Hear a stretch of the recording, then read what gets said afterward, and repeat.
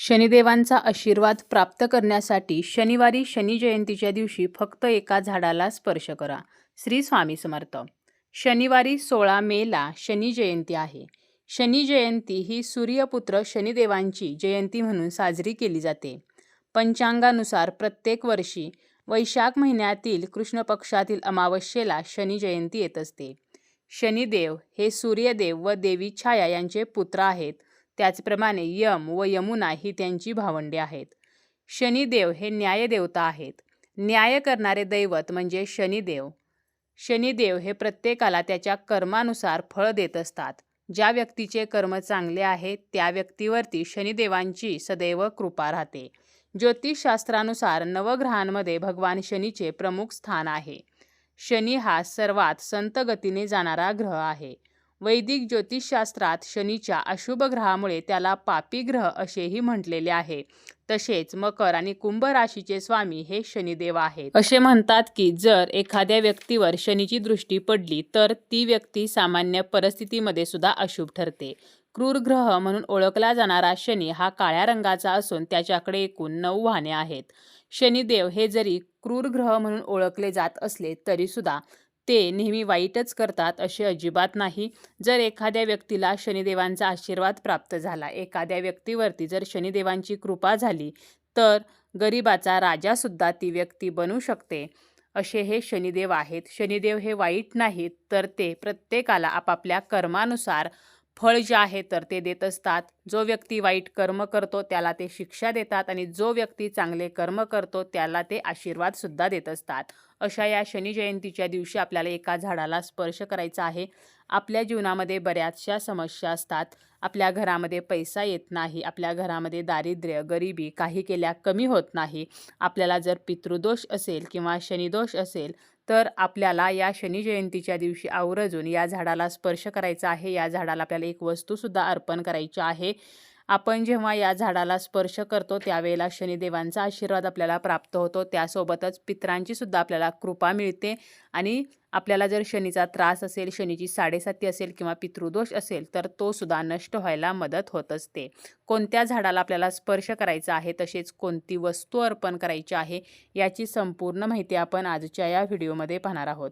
व्हिडिओला सुरुवात करण्याअगोदर तुम्ही जर चॅनलवरती नवीन असाल आणि पहिल्यांदाच माझे व्हिडिओ पाहत असाल तर चॅनलला सबस्क्राईब करा. व्हिडिओ माहितीपूर्ण वाटला तर व्हिडिओला लाईक करा आणि हाईपसुद्धा नक्की द्या. शनी जयंतीच्या दिवशी सायंकाळच्या वेळेला म्हणजे तिन्ही सांजेची जी वेळ आहे 6:30 ते 7:30 तर हा जो प्रदोष काळ आहे तर या वेळेमध्ये आपल्याला हा स्पर्श जो आहे तर तो करायचा आहे आणि या झाडाची पूजासुद्धा करायची आहे. आता हे झाड जे आहे तर ते म्हणजे पिंपळाचे झाड.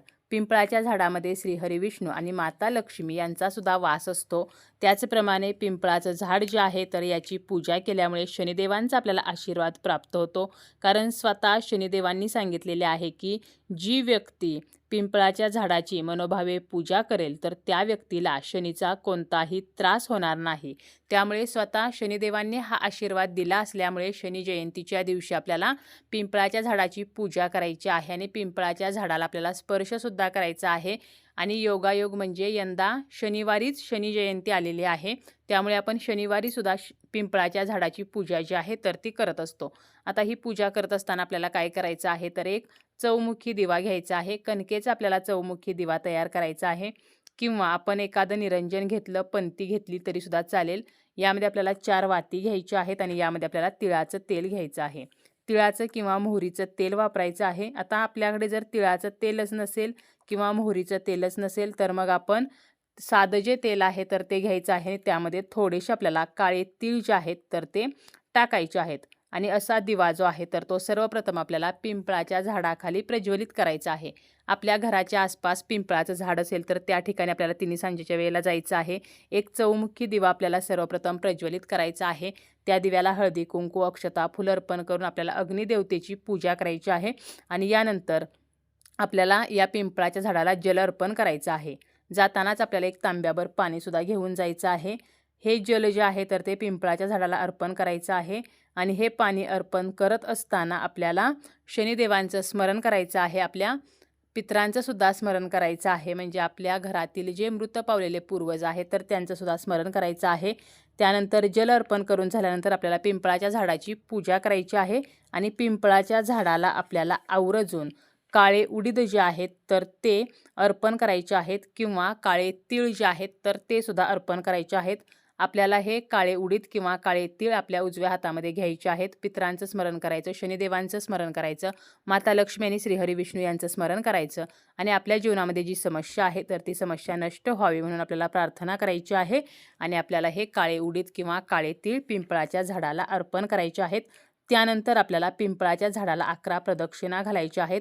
ओम नमो भगवते वासुदेवाय हा मंत्र म्हणत आपल्याला या प्रदक्षिणा घालायच्या आहेत आणि प्रदक्षिणा घालून झाल्यानंतर आपल्याला पिंपळाच्या खोडाला हात लावायचा आहे. म्हणजे पिंपळाच्या झाडाच्या खोडाला स्पर्श करायचा आहे आणि पुन्हा एकदा माता लक्ष्मी श्रीहरी विष्णू यांचं स्मरण करून माझ्या जीवनातील पैशासंबंधीच्या समस्या नष्ट होऊ द्या किंवा आपल्याला जर पितृदोष असेल तर आपल्याला पितरांचं स्मरण करायचं आहे आणि आपल्या पितरांनी त्यांच्या बाबतीत आपल्याकडून जर काही चूक झाली असेल तर आपल्याला माफी करावी तर अशी प्रार्थना करायची आहे. त्याचप्रमाणे पितरांचे आशीर्वाद प्राप्त व्हावेत म्हणून सुद्धा आपल्याला प्रार्थना करायची आहे. कारण जर आपल्याला पितरांचा आशीर्वाद मिळाला तर आपल्या घराची प्रगती होत असते. पितरांचा आशीर्वाद जर आपल्याला नसेल, आपले पितरच जर नाराज असतील तर मग आपल्या घराची कधीही प्रगती होत नाही. त्यामुळे आपल्याला पितृदोषाचा त्रास असेल तर तो नष्ट होण्यासाठी सुद्धा या दिवशी पिंपळाच्या झाडाची पूजा करून पिंपळाच्या खोडाला स्पर्श करायचा आहे आणि आपली जी समस्या आहे ती नष्ट व्हावी म्हणून प्रार्थना करायची आहे आणि यानंतर आपल्याला घरी परत यायचं आहे. आता आपण जेव्हा घरी परत येतो त्यावेळेला मात्र आपल्याला एक काळजी घ्यायची आहे, ती म्हणजे आपल्याला मागे वळून अजिबात बघायचं नाही.